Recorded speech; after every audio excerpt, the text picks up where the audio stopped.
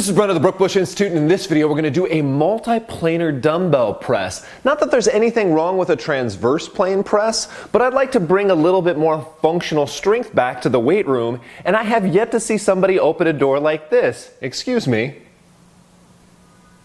Right, we push things from here. On the field, we push things from here. I'm going to have Melissa come out. She's going to help me demonstrate. Hey, Brent, high five. You don't see that. No. Go ahead and lay down. All right, guys, this actually ends up being a very challenging progression too. I think you guys will really enjoy just adding a little variety to your workouts. Melissa's gonna start with the traditional dumbbell press. She knows how to do this dumbbell press. Notice she's got good kinetic chain alignment. Her glutes are nice and tight to help her stabilize. She's drawn in.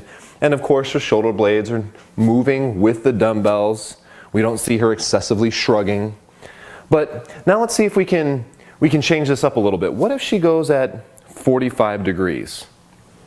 Right, so now she's like pushing here, right? So not quite here, not quite here, kind of pushing from here, which we do have to do in sport. We like football or basketball, like you don't always end up in this position. What if I have her then go, okay, let's do sagittal plane presses. So now your elbows are gonna pass right by your sides. This is really, really tough on the shoulder girdle, guys. She had a really hard time when we first started doing this of getting her shoulder blade to come back with the dumbbell. She kind of wanted to do this thing, right? It's tough. And then come back, and then we can go transverse plane again. Now, of course, you could do sets of any one of these angles, right? Like you could do transverse plane press for 12, and then 45 degree for 12, and then sagittal plane for 12, or you could mix it up. She could do it by my cue, so I could go, okay, sagittal plane. All right, good, back. Transverse plane. Good. 45 degrees. Good. Transverse plane. Good. Sagittal plane. All right, so we can mix it up a little bit more functional. All right, go ahead and take a rest for a second.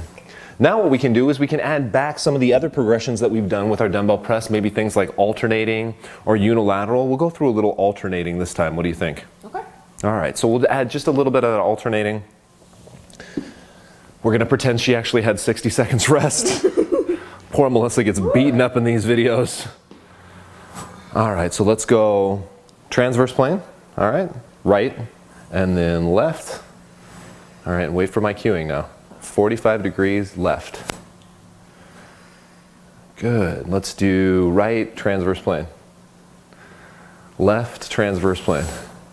Good, right, 45 degrees. And so you guys can have some fun with it. Again, you could do a traditional, just let's do 45 degrees alternating.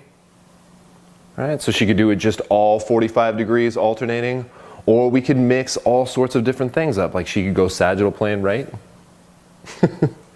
sagittal plane left, sagittal plane both. Oh yeah, wear it out. Good, go ahead and relax for a second. All right, now what we could do is we could go, well, how do we normally progress a dumbbell press? Melissa, you're gonna need to move that bench out of the way because we're gonna do dumbbell press on stability ball with the multiplanar and this alternating.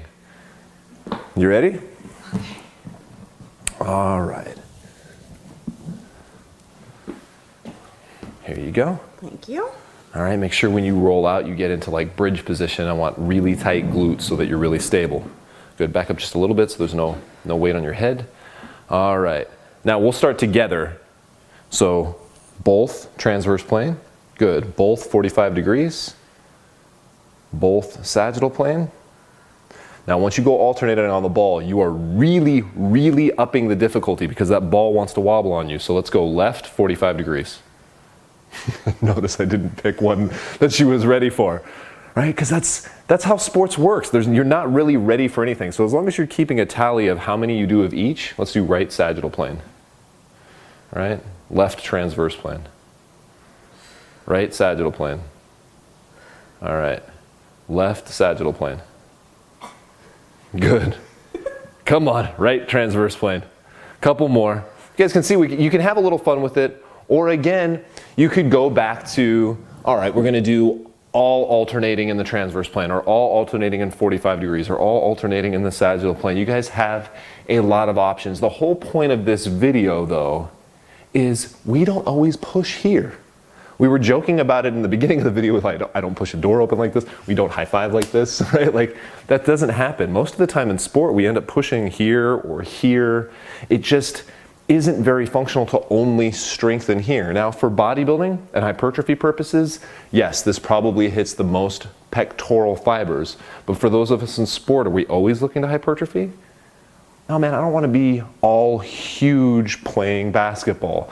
Maybe I don't want to be as big as I possibly can if I'm a wide receiver in football. I mean, it's important to be muscular, but it might be more important to have that strength right here so that you can push or guard yourself against a defender who's coming in to body you up.